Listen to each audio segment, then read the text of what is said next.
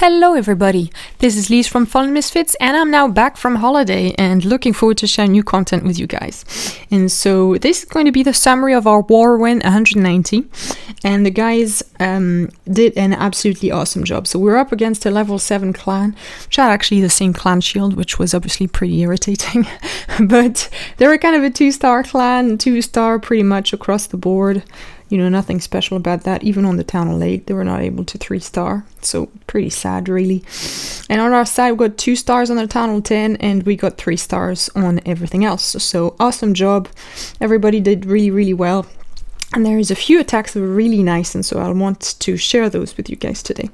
And so the first one is going to be an attack from Chuckles on number 6. Obviously, this is a nice anti-3 layout, which we really like to see because they give us an opportunity to practice more complex attacks. And so obviously there's a lot of possible double giant bomb in that base. You know, you have one here, you have one here, you have one here, you can have one here as well, you can have one here, and you can have one here.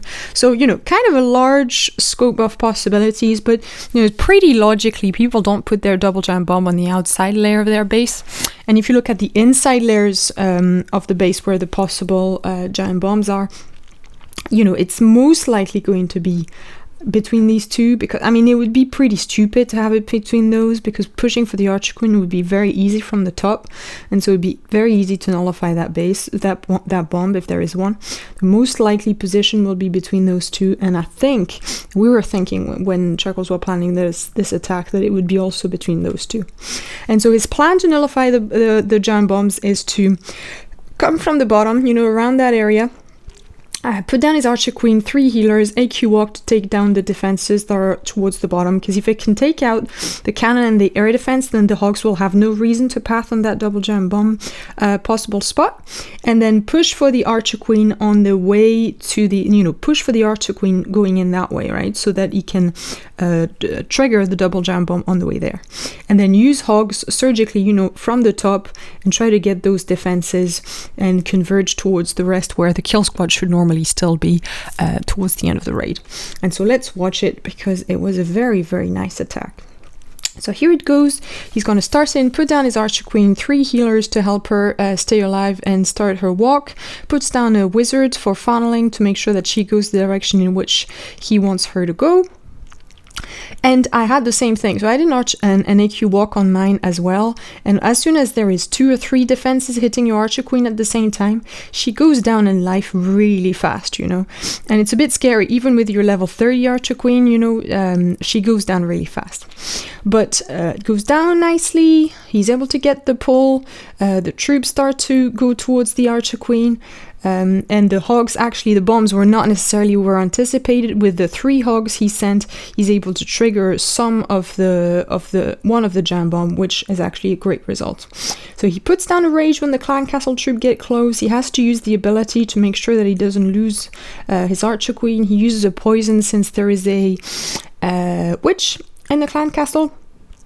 And once everything goes down, you know, he's already used a large amount of time at this point. He's been like the most patient man in the world in this attack, which was pretty incredible.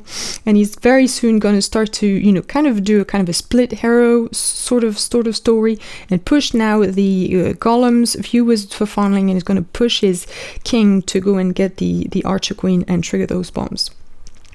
And so the Archer Queen still takes her time, still pushes, and he's gonna, to try to get the Archer Queen, he's gonna use a jump spell to jump across the 2 compartments and make sure that she's reached in due time, in due course anyway.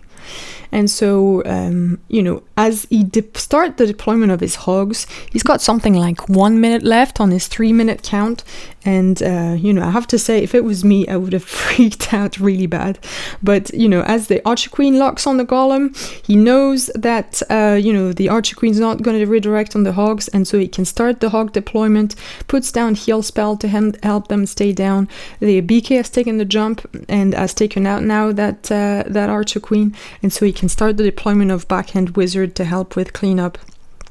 and all defenses are going down. Only one archer queen, one archer tower left, sorry, and that's it. Obviously, because of the AQ walk from the bottom, everything at the bottom of the base has been cleaned up, and the wizards up top are really doing a great job at cleaning up the rest, and so he's able to get everything down in due time, in due course, and get the 3-star.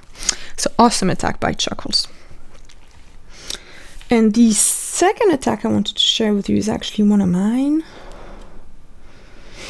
On this base, right? So it was a cleanup attack. So I knew where the double giant bombs were. So there is one between those two defenses, and then there was one here. So I assumed that if there is one in that little open space between the wizard tower and the air sweeper, then there would also be one on the other side. So the way I planned that attack was to AQ walk as well from the top, because if I take down those defenses, then obviously that double giant bomb is nullified. Then push my kill squad to get to the archer queen from that angle.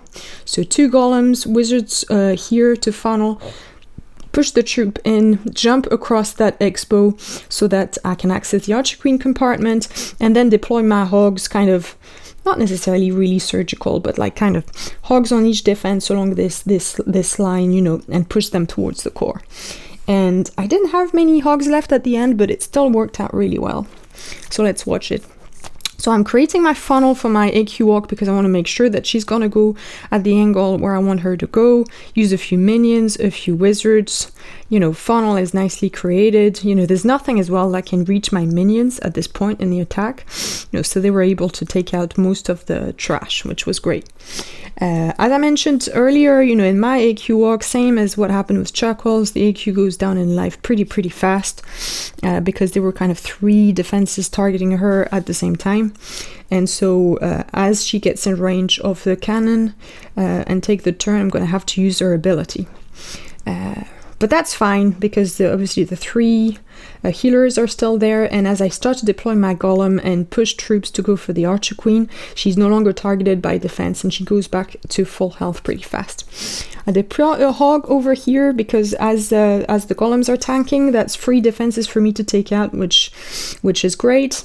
The clan castle starts to come out, and I have a rage for my archer queen to try to push the CC kill as fast as possible.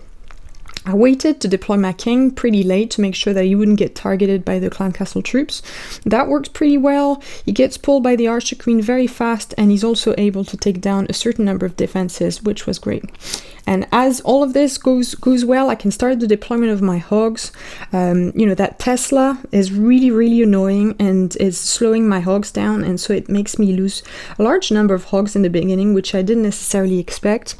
But I have 2 heals for them. So the first bomb that was on their path blows, but because I have those 2 golems, and I don't know if you noticed, but the healers refocused on the golems, and so they're still alive, like almost at full health by the end of the raid. And also they're taking a lot of heat from some of the troops inside in the core, and so although I don't have many hogs left, they kind of stay alive until the very end, and they help me get the cleanup that I needed until the end. So I have I think 3 hogs when the attack is fully done.